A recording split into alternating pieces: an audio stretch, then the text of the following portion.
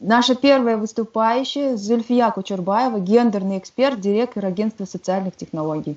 Зульфия, микрофон ваш. Добрый день всем. Очень рада приветствовать всех на этом обсуждении. Очень хорошо, что есть такая возможность обсудить очень актуальную проблему. И в своей презентации я хотела бы рассказать о той ситуации, которая сложилась именно с защитой жертв насилия в условиях чрезвычайного положения. Так, я надеюсь, экран сейчас виден, да? Так, сейчас видео надо отключить. Сейчас, минуточку, сори. Видео отключено, все, да. Так, Сауле, экран виден? Да, все хорошо видно. Все хорошо, да. Значит, во-первых, как уже и Никола, Никола отметил, что у нас есть и законодательство, которое в той или иной степени уже сегодня регулирует вопросы защиты от семейного насилия, от гендерного насилия, не только в условиях чрезвычайных ситуаций, но и в обычное время. В их числе это, понятно, основной закон страны, есть соответствующие нормы в законе о государственных гарантиях равных прав и равных возможностей для мужчин и женщин, специальный закон об охране и защите от семейного насилия, значит, было криминализировано, само семейное насилие было криминализировано в уголовное законодательство и включает соответствующие статьи, есть в Уголовном кодексе и в Кодексе о проступках. Значит, закон об социальном обслуживании населения также предусматривает, значит, регулирование вопросов предоставления помощи жертвам насилия. И также хотела отметить, что в августе 2019 года было принято постановление правительства об утверждении положения о порядке взаимодействия органов государственной власти и местного самоуправления, а также иных организаций граждан по снижению рисков насилия в отношении женщин и детей в чрезвычайных и кризисных ситуациях. То есть мы вроде бы предусматривали соответствующие там меры и систему координации в условиях ЧС. Давайте теперь посмотрим, насколько это работает в существующих условиях. Значит, Кодекс о проступках дает определение насилия в семье, как любые умышленные действия одного члена семьи в отношении другого члена семьи или приравненного к нему лица, нарушающие конституционные и иные права и свободы потерпевшего, а рано причиняющие ему физические или психические страдания, либо наносящие вред физическому и психическому здоровью. И предусмотрена соответствующая ответственность. В законе об охране и защите от семейного насилия схожее, значит, определение. И надо отметить, что это была новая редакция закона о семейном насилии в 2017 году принята. И в этой новой редакции была расширена сфера действия закона, и она стала предусматривать не только защиту, но и охрану от семейного насилия, то есть необходимость профилактических превентивных мер.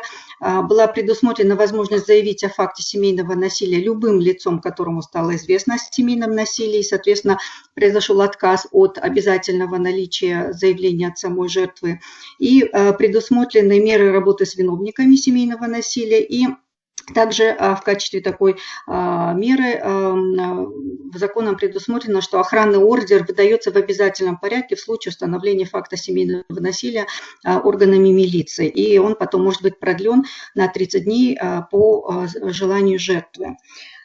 Также законом предусмотрены виды помощи жертвам, лицам, пострадавшим от семейного насилия, включая юридическую помощь, социально-психологическую помощь, медицинскую и иные виды помощи. Вот отдельно хотела остановиться на том самом положении, которое было принято в прошлом году, о том, каким образом должны органы государственной власти, МСУ и другие организации граждане взаимодействовать в условиях чрезвычайных и кризисных ситуаций.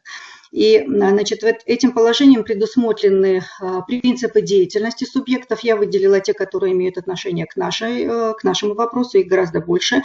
Вот один из этих принципов – это ответственность органов взаимодействия. Там они перечислены, и в них входят как раз-таки и органы правопорядка, органы юстиции и так далее, за предотвращение, пресечение и реагирование на гендерное насилие. Также одним из принципов является доступность получения помощи пострадавшим от гендерного насилия, а также принцип оказания помощи лицам, пострадавшим от гендерного насилия, на началах доступности, уважения конфиденциальности, компетентности, обеспечения физической, психологической безопасности и безвозмездности. Значит, давайте теперь обратимся к статистике, которая есть на данный момент. И здесь надо отметить, что в условиях ЧС почему-то произошло странным образом такая закрытость госорганов, владеющих статистикой. Если, например, за 2019 год на сайте МВД публиковалась, и она есть в настоящее время, статистика по месяцам о всех случаях семейного насилия, достаточно подробная ведомственная статистика, то аналогичных данных за 2020 год уже не было, и нужно было обращаться уже с запросами или получать эту информацию у уполномоченного органа по координации субъектов по охране и защите от семейного насилия, а в настоящее время таким органом является Министерство труда и социального развития. И вот, значит, есть информация, которая была подготовлена МВД, Главным управлением информационных технологий, в которой дана сравнительная статистика за первые 3 месяца, значит, с января по март 2019 и 2020 года. И вот на слайде вы видите, да, что случаи насилия увеличились, количество случаев насилия увеличилось в 2020 году, в первые 3 месяца практически рост на 65% произошел. По видам насилия также у нас везде идет рост. И по количеству, соответственно, охранных ордеров, и по количеству возбужденных дел. То есть, таким образом, даже имеющаяся статистика говорит о том, что у нас есть увеличение, значит, случаев семейного насилия. Это при том, что семейное насилие считается латентной проблемой, и, как правило, количество реальных случаев гораздо выше, чем те, которые попадают в официальную статистику правоохранительных органов. Значит, если обратимся к аналогичной статистике по зарегистрированным проступкам вследствие семейного насилия, то мы здесь также можем увидеть рост на 33%. Если в 2019 году это было 2015 случаев, то в 2020 году это уже 2682 случая за 3 месяца с начала года. И по случаям семейного насилия увеличение в 2 раза, даже более чем в 2 раза, рост на 118% произошел. Значит, если теперь попытаться выяснить, какая статистика в условиях чрезвычайной ситуации, да, когда уже были введены меры карантина и так далее, то вот мне предоставили данные Ассоциации кризисных центров Кыргызстана, которые, в свою очередь, получили их по запросу в Генеральную прокуратуру. И данные, соответственно, это вот 15 дней, да, половина месяца как раз, которые были уже в режиме чрезвычайного положения. И данные следующие. По статье 75 Кодекса о проступках насилия в семье было зафиксировано 354 случая, что в среднем более чем в 2 раза больше, чем в аналогичный период в прошлом году. В 2019 году по этой же статье в среднем в месяц регистрировалось 350 обращений, а здесь за полмесяца, да, за 15 дней у нас уже была превышена месячная норма этих случаев, регистрации таких случаев. При этом именно по этой статье 75-й, значит, она занимает 2-е место по количеству зарегистрированных проступков. На 1-м месте это статья 119 Кодекса о проступках мелкое хулиганство, где зарегистрировано 866 случаев в этот же период, в эти 15 дней. Значит, и также вот эти 354 случая, это составляет 18% от общего числа всех зарегистрированных проступков, всего их 1945 было зарегистрировано в этот период. И если перевести это в относительные параметры, то мы можем говорить, что это каждый 6-й проступок касался именно случая семейного насилия. То есть мы можем говорить, что это достаточно масштабное явление, очень серьезный вызов для нас всех и для государственных органов в первую очередь. Гендерный портрет пострадавших от семейного насилия выглядит следующим образом. 95% пострадавших – это женщины, каждая третья из них в возрасте 31-40 лет, каждая четвертая в возрасте 41-50 лет или 21-30 лет, каждая девятая старше 50 лет и 2% до 20 лет. Большинство пострадавших от семейного насилия имеют среднее или неполное среднее образование, то есть это характерно и для женщин, и для мужчин. Значит, причем для мужчин в большей степени. При этом надо отметить, что в числе пострадавших есть, значит, лица, которые имеют и высшее образование, и специальное образование, и так далее. То есть семейное насилие, оно поражает все социальные группы. Большинство пострадавших женщин, это 71%, и для мужчин это 64%, не работают. И в этом смысле мы можем, конечно же, учитывая, что в условиях карантина, чрезвычайного положения, все, за исключением там указанного в перечне служб организаций не работают, структуры не работают, то, соответственно, вот мы можем видеть, что эта тенденция в условиях ЧП усугубляется. И также пострадавшие, как правило, являются супругами, лицам, совершившим семейное насилие. То есть получается, что оно происходит именно там, где оно, по идее, не должно происходить, оно происходит в условиях дома и от самых близких людей, от которых как раз-таки оно и ни в коем случае не должно происходить. Значит, также есть статистика по обращениям граждан по случаям гендерного насилия в единую государственную дежурную диспетчерскую службу система 112. Значит, по данным Центра управления кризисными ситуациями за январь-март было 99 обращений именно по гендерному насилию, и статистика подтверждается. Да, мы также видим, что 93 из них это женщины, то есть это абсолютное большинство, в 5 случаях это были дети, и один случай был, когда обращение было от мужчины. Таким образом, встает вопрос, да, что масштабы гендерного семейного насилия увеличиваются в условиях чрезвычайного положения. А как обстоит ситуация с защитой, да, и предоставлением услуг жертвам насилия? Ну вот сегодня в Кыргызстане нет ни одного кризисного центра, который бы имел статус государственного или муниципального. Сегодня единственный механизм как бы поддержки независимых общественных кризисных центров – это механизм государственного социального заказа, который реализует Министерство труда и социального развития. И вот в прошлом году, в середине прошлого года, Министерство осуществило конкурс, значит, общественно полезных проектов, и вот по категории именно оказания помощи лицам, пострадавшим от семейного насилия, было поддержано 8 проектов, 2 в Иссык-Кульской области и по 1 в остальных областях, на общую сумму 5 504 000 сомов. При этом это составляет всего 17% от суммы всех проектов по линии госсоцзаказа, которые были министерством распределены. При этом, если мы посмотрим, какое количество людей именно в рамках работы кризисных центров было заявлено, что будет охвачено, то это 2437 человек, это почти половина от всех охваченных в рамках проектов госсоцзаказа. То есть по линии всех проектов, которые Министерство труда поддержало, а там и ЛУВЗ, и другие категории, там защита детей, семей в трудножизненной ситуации, там достаточно широкий список, то вот мы можем увидеть, что несмотря на то, что сумма финансирования кризисных центров составила всего лишь 17%, но при этом почти половину всех людей, которые охватываются в рамках госсоцзаказа, это именно покрываются услугами кризисных центров.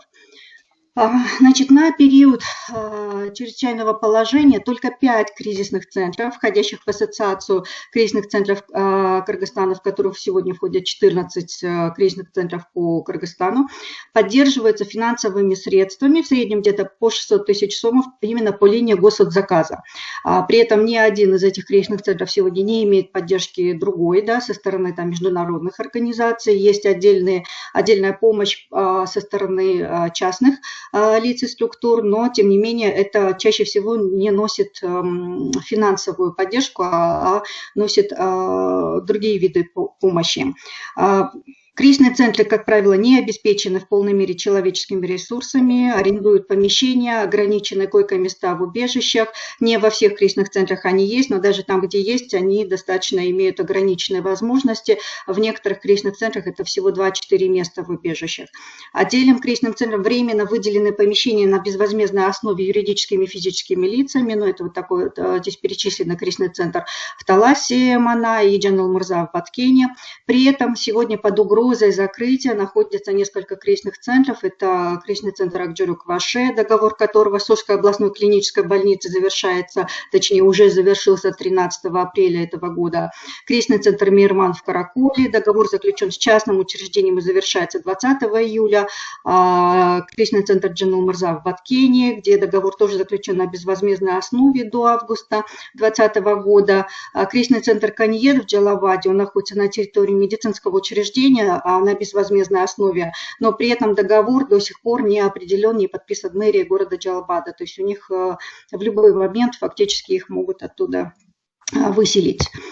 При этом, когда принимался закон в 2017 году, тогда производился расчет, сколько на самом деле потребуется денег для того, чтобы было необходимое покрытие услугами кризисных центров в масштабах республики. И вот вы можете видеть, что потребность в таком финансировании, это минимальная потребность, составляла 25 миллионов 492 тысячи сомов.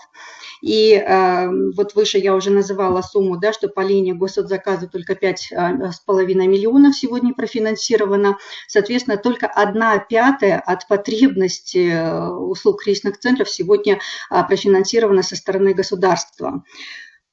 Таким образом, мы можем видеть, да, вот, что наше законодательство, подзаконные акты, они гарантируют жертвам насилия, что в случае необходимости им будет предоставлена и, значит, социальная помощь, и правовая помощь, психологическая и так далее. Но по факту сегодня, кроме вот этих нескольких кризисных центров, которые большей частью сегодня работают на волонтерских, добровольных началах, да, фактически системной такой поддержки на постоянной основе жертвам насилия на сегодня помощь не предоставляется.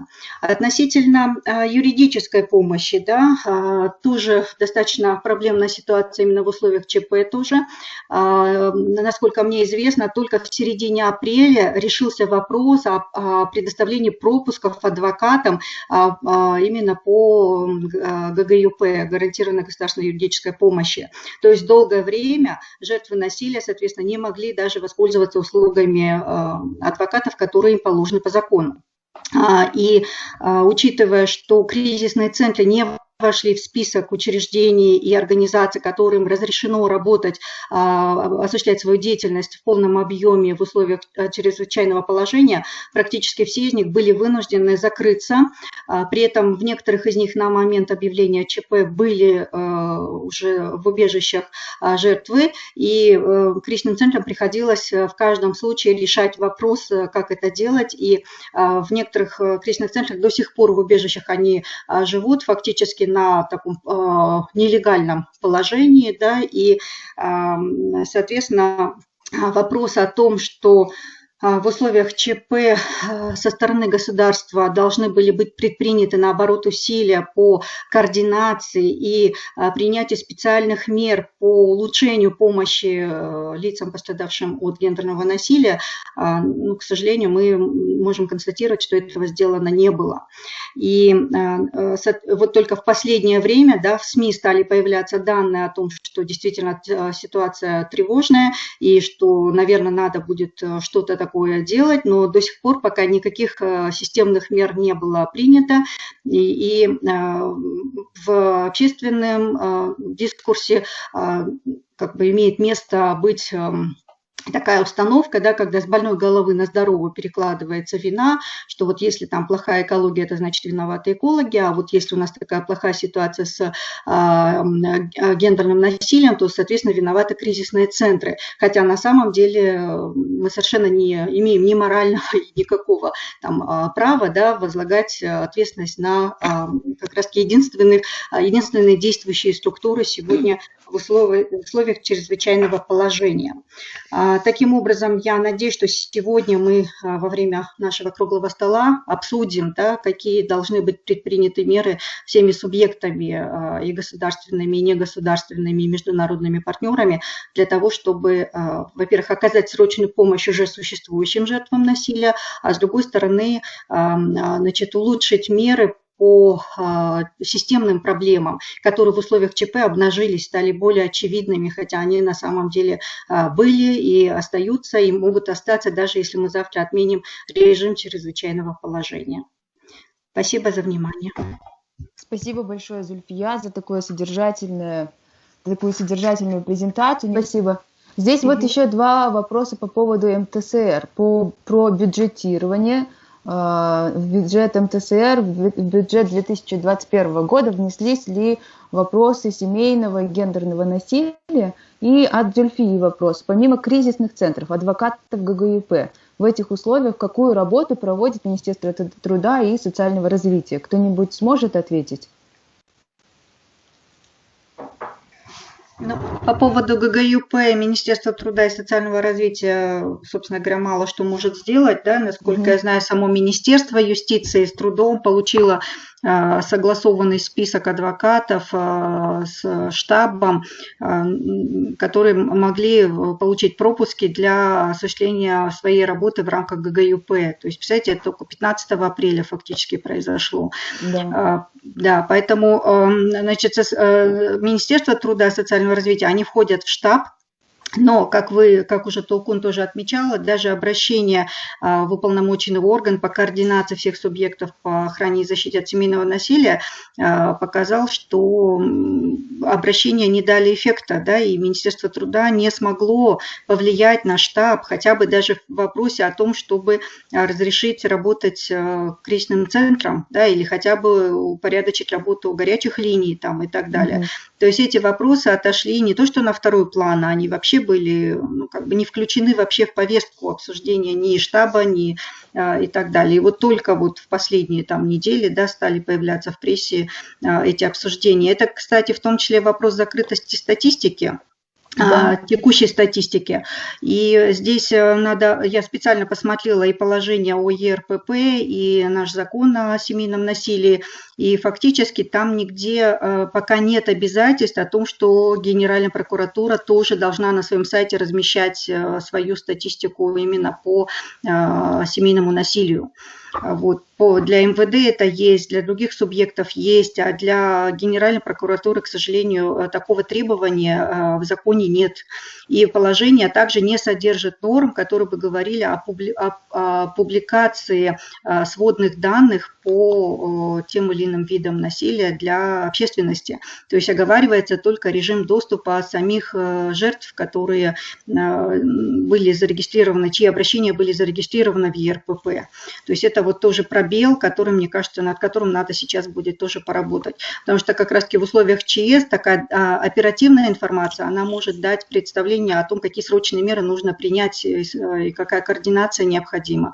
А публикация этой информации там с годовым опозданием смысла не имеет. Она уже будет устаревшая и ненужная, а жертвам насилия помощь нужна сегодня. Спасибо. Вопрос от Бунавши Гулаковой. Какие конкретные системные проблемы защиты от домашнего насилия и оказания помощи раскрылись за период чрезвычайного положения? Может, коротко, Зульфия, сможете обобщить системные проблемы? Да, системные проблемы – это, наверное, в первую очередь недостаточность вообще самой системы и мер по охвату помощи жертвам насилия. Да, вот и по финансированию, и по охвату географическому, и даже по количеству тех услуг, которыми могут охватить сегодня кризисные центры жертв насилия. Я вообще сегодня умолчала о программе работы с виновниками насилия. Да, это тоже законом предусмотрено, и эти услуги тоже должны быть предоставлены. И совершенно очевидно, что в условиях ЧС эти меры были не реализованы вообще никаким образом. Да. Поэтому получается, что как бы любая аналогичная подобная чрезвычайная ситуация, она фактически приводит к тому, что наша система дает сбои. Но и даже в обычных условиях мы не имеем полноценного покрытия необходимым количеством и качеством услуг для жертв насилия. Поэтому здесь вопрос, наверное, должен быть все-таки достаточно жестче поднятый на уровне парламента в рамках контрольных функций, потому что закон принимал парламент, и законом предусмотрены эти гарантии защиты прав жертв насилия, но они хромают именно на уровне исполнения. Ну, мой прогноз, конечно, такой, что сейчас в условиях дичайшего дефицита бюджета ожидать, что мы получим это полноценное финансирование, например, в следующем году в бюджете, к сожалению, ну, я не знаю, это практически нереально, мне кажется. И мы так и будем продолжать иметь вот это дефицитное финансирование. Но с другой стороны, проведена независимая оценка, во сколько обходится государству нереагирование на случаи семейного насилия и вообще не работу с семейным насилием. И вот оказалось, что, там, например, в случае, если произошло убийство вследствие семейного насилия, то прямые расходы нашего государственного бюджета будут составлять более там, 1,5 миллиона сомов.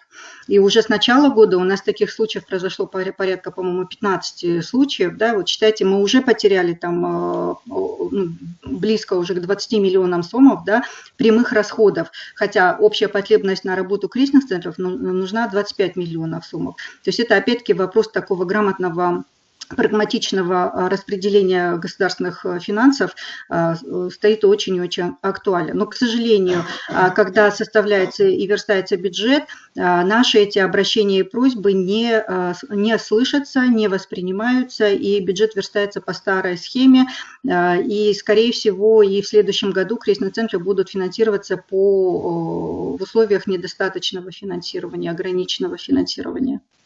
Спасибо за комментарий. Я еще хотела, если возможно, уточнить вот у Зульфии, получается, что каналов регистрации жалоб и обращений по гендерным преступлениям, насилию в семье, их очень много. Есть вот канал по чрезвычайным ситуациям, есть вот насколько вы делали мониторинг, сколько получилось этих каналов и различных горячих линий? Да, спасибо за вопрос. На самом деле вопрос горячих линий – это достаточно больной вопрос, потому что вы видели, что по линии 112, к сожалению, было всего 99 обращений. На мой взгляд, это вообще крайне низко, учитывая масштабы гендерного насилия, которые есть сейчас, даже не в условиях ЧП, а вообще в стране. Это говорит о том, что существующая бесплатная 24-часовая доступная линия 112, она не используется сегодня жертвами насилия для обращения. Хотя на самом деле этот механизм очень эффективный, поскольку там сразу же ведется регистрация, заводится карточка по каждому случаю, производится необходимая переадресация, и самое главное, потом ведется контроль принятия мер реагирования по каждому случаю именно операторами линии 112, и карточка закрывается только в том случае, если действительно приняты все необходимые там меры реагирования по данному обращению. И вот во многом это обусловлено тем, что информирования о такой возможности обращения на линию 112, к сожалению, нет. Мы с вами все почти все время получаем рассылки СМС о том, что меняется погода, там будет ветер сильный, шквальный, или там опасность паводков, лавин и прочее, но мы ни разу с вами не получали сообщения о том, что на линию 112 любое лицо может обратиться в случае семейного или гендерного насилия. Поэтому вопрос информирования здесь остается открытым.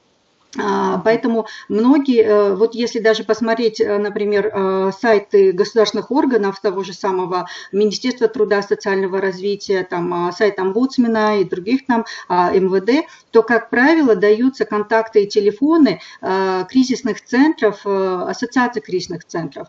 При этом я, например, обнаружила такой факт, что организация, которая получила госсоцзаказ именно по Бишкеку и Чуйской области в 2019 году, и у которой сейчас еще вроде бы есть период реализации, на период ЧП, ее телефона в этих списках никогда и нигде не фигурировало.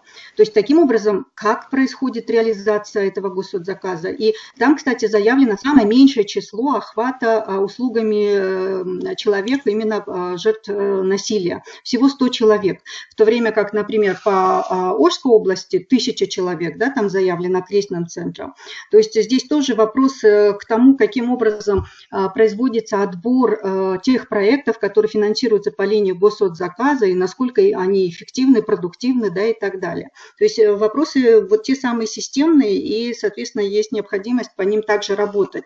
Но это не отменяет и не снимает необходимости, да, обеспечения той самой доступности, о которой в нашем законодательстве, в подзаконных актах говорится, для жертв насилия в условиях ЧС. Поэтому вот, кроме того, есть еще линия 111 для жертв насилия именно детей несовершеннолетних. Они ведут самостоятельную статистику, и, соответственно, там они вот в последнее время стали тоже обслуживать и жертв семейного насилия. И получается, что у кризисных центров, у них тоже по возможности они ведут такой учет, и если у них есть финансирование, они открывают эти горячие линии, но они, к сожалению, не обладают вот той самой устойчивостью, постоянством, и, как правило, всегда нужно на это финансирование, в то время как линия 112, да, могла бы в полной мере эти все вопросы покрывать. Виктор, у вас был комментарий. Да, спасибо, Сауле. Я хотел сказать, что у нас вообще-то время на дискуссию, на обсуждение закончилось, но я предложил бы, так как тема очень важна, его еще немного продлить. И я бы еще добавил, что нам важно было бы тоже от вас услышать рекомендации, что мы именно как проект могли бы сделать, чтобы поддержать вас в вашей важной работе. Пожалуйста, ваши комментарии. Спасибо, Виктор. Зульфия, Айджан, кто сможет ответить на комментарий Виктора? Ну, если... Да, после вас я. Да, если можно, спасибо. Да, ну вот относительно ЕРПП я уже озвучила, да, что, мне кажется, надо поработать над тем, чтобы доступность данных ЕРПП, понятно, без персональных данных, а в обобщенном виде, но тем не менее, как бы показывающая реальную ситуацию с регистрацией преступлений и проступков, была доступна для общественности в таком оперативном режиме. Вот, надо подумать, как это закрепить в положении, может быть, в законе в нашем, либо отдельно как-то продумать, но тем не менее это важно и нужно. Вот. С другой стороны, насколько я знаю, ваша программа, она также работает и с адвокатами, да, в рамках ГГЮП. Вот. И здесь, мне кажется, тоже надо, может быть, поработать вместе с МЧС и с другими субъектами по охране и защите от насилия, с тем, чтобы как бы был выстроен более ясный, более четкий механизм, алгоритм для обеспечения такой бесперебойной работы адвокатов в рамках ГГЮП, независимо от того, какие там чрезвычайные ситуации или чрезвычайные положения объявляются. Вот, поэтому вот то положение, о котором я говорила, там, к сожалению, этот вопрос пока никак не отдельно не урегулирован, но вот получается, что он нуждается в такой детализации.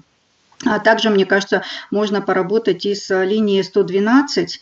Я не отменяю необходимости иметь другие горячие линии, которым, может быть, жертвы насилия будут больше доверять. И я знаю, что горячие линии, которые есть у кризисных центров, действительно вызывают больше доверия, и там лучше специалисты, которые смогут сразу им оказать и психологическую, и прочую помощь. Но как бы информирование о такой линии, как 112, мне кажется, среди населения надо, и что это не только в условиях ЧС, а на самом деле эта линия 112, она вообще по любым обращениям граждан должна работать, даже если у человека какие-то бытовые трудности возникли, он может туда обратиться и так далее. Это, вот, мне кажется, срабатывает еще до сих пор стереотип, и поэтому на самом деле эти линии не в полной мере загружены и не в полной мере работают для работы именно вот по такому быстрому реагированию на случай семейного насилия. И чем лучше будет информирование и как бы увеличится число жертв, которые будут пользоваться этой линией, тем, соответственно, мы можем быть уверены, что вообще растет доверие, в том числе со стороны жертв насилия к государственным органам. Сегодня, к сожалению, этот уровень доверия достаточно низкий, да, и во многом вот получается, что необходимость независимых кризисных центров, она обусловлена еще этим. Я не уверена, что если будут именно государственные кризисные центры, что жертвы насилия будут как бы этими услугами пользоваться и так далее. То есть здесь необходимо эти риски тоже учитывать и продумывать, чтобы не получилось так, что деньги потратили государственные, а услуга все равно предоставляется некачественно или не в полном объеме. Спасибо большое за комментарий.